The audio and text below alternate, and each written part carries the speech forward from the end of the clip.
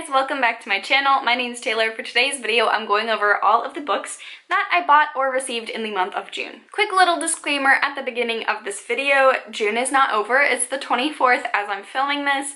I might get more books, I might not. It's my birthday month. That's why I'm saying I might get more books. I know I'm not going to buy myself any more books this month.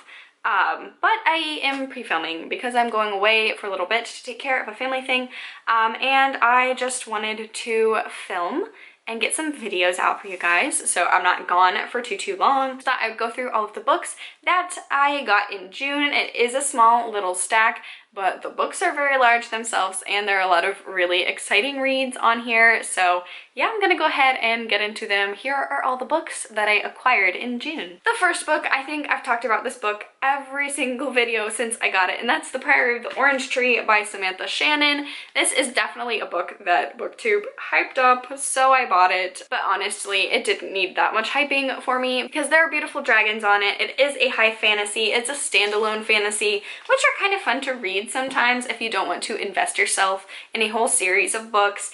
And it's written by a woman. It's very feminist. It has amazing female characters, and I'm going to be reading this book in July. Tried to pick it up in June and just it was a little too intimidating for me, so I'm gonna get into it next month. But I'm very excited to get into it because it's right up my alley. So I know once I actually delve into it a little bit more, get a little farther into it, it'll be a book that I hopefully will really enjoy. The next couple of books I got in my book of the month order, and the first one was one of the monthly picks, and that would be Recursion by Blake Crouch. This is a sci-fi thriller. I feel like Blake Crouch's books often kind of delve into like a crossroads between those two.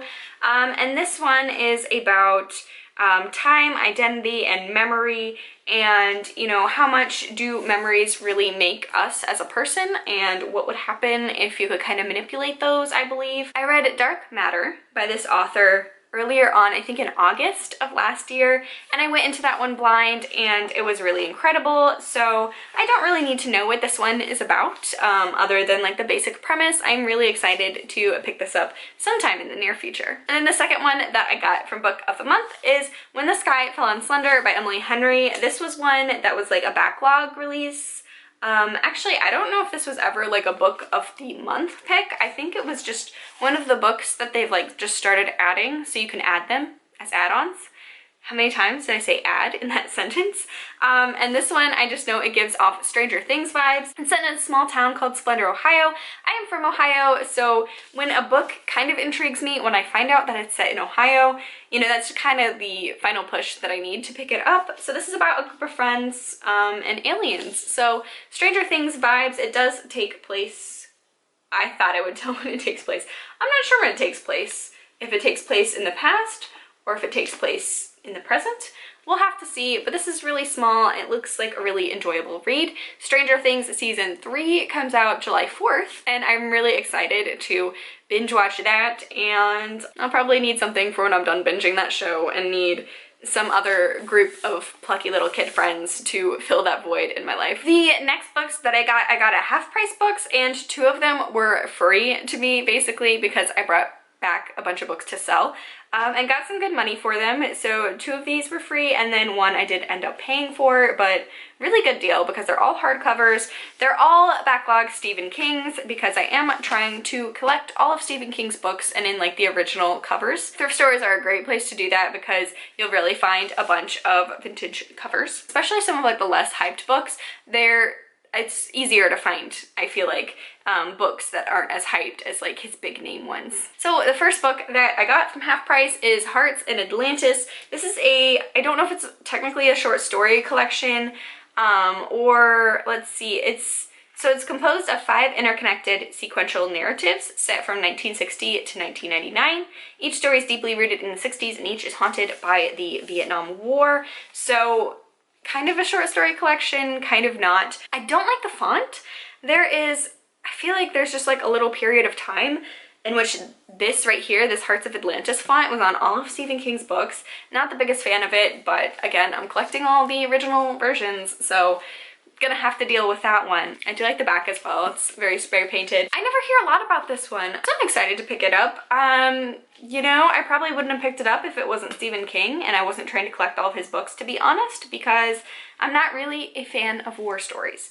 But I think this one is more dealing less about the war and more about the after effects of it and how that can really mess a person up. Again, that's all I really know about it, so it'll be interesting to see how this book plays out. The next book is probably one of my new favorite Stephen King covers of all time, even though I haven't heard that much about it as a book itself. The cover is just absolutely stunning, and that is going to be Dreamcatcher. It's just gorgeous. It's got all my favorite colors in it.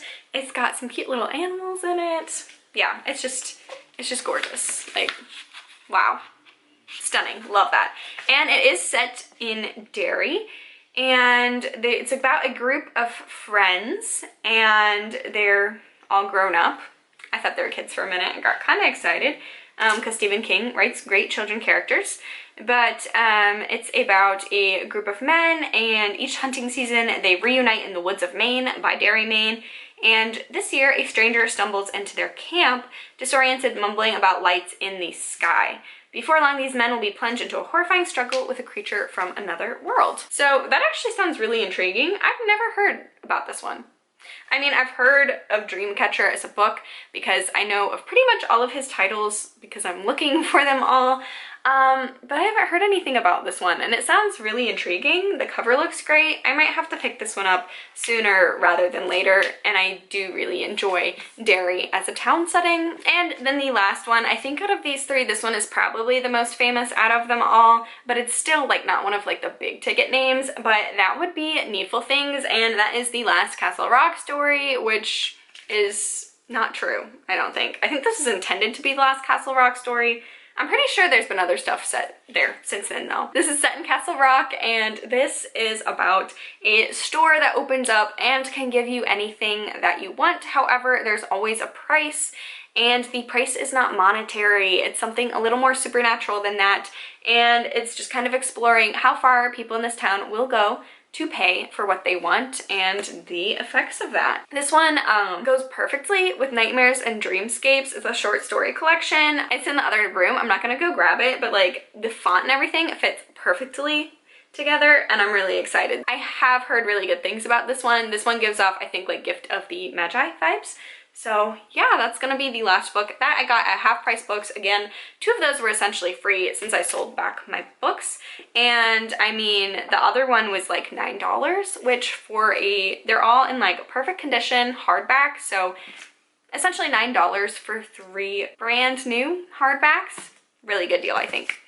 And then the last book that I got, I was not intending on buying. I was in Barnes & Noble actually looking for something else. So it's my golden birthday this year. I turned 24 on the 24th of June, and I really wanted to watch all of the Harry Potter movies because I have the day off. So me and the boyfriend are gonna watch all 8 films of the Harry Potter ones. I'm not watching Fantastic Beasts, just the core Harry Potter movies. And we have all of them except for 4 and part 2 of 7. And we went to Target to try and find them, we couldn't. So we went to Half Price Books to try and find them, we couldn't. And then we went to Barnes & Noble, couldn't find them either. But I ended up finding this book, and I just had to get it because I love dinosaurs, and it is the Grand Tour, Everything Worth Knowing About Dinosaurs, from Arondics to Zunitriceratops. This book has so much information. It's like a glossary of every single dinosaur. The illustrations are wonderful. Love that. And it is also, it's by Kieran Pym, but it also has field notes by Jack Horner, who is the advisor from the Jurassic Park film. He is essentially the Neil deGrasse Tyson of the paleontologist world. So this is just like a really fun book. I'm really excited to dive into it because I love dinosaurs. This just seems like a perfect format for someone who's looking to get into nonfiction but doesn't really know where to start because there are a lot of pictures. It's divided up into like a very easy to read format with like little graphs on the edge. So I had to pick that up. And the cover is just awesome. So yeah, happy birthday to me on that one. But that is all the books that I picked up in the month of June. And that's gonna be the end of this video. If you liked it, be sure to give it a thumbs up, subscribe, leave a comment down below, all that good stuff. I will catch you in the next video. Bye!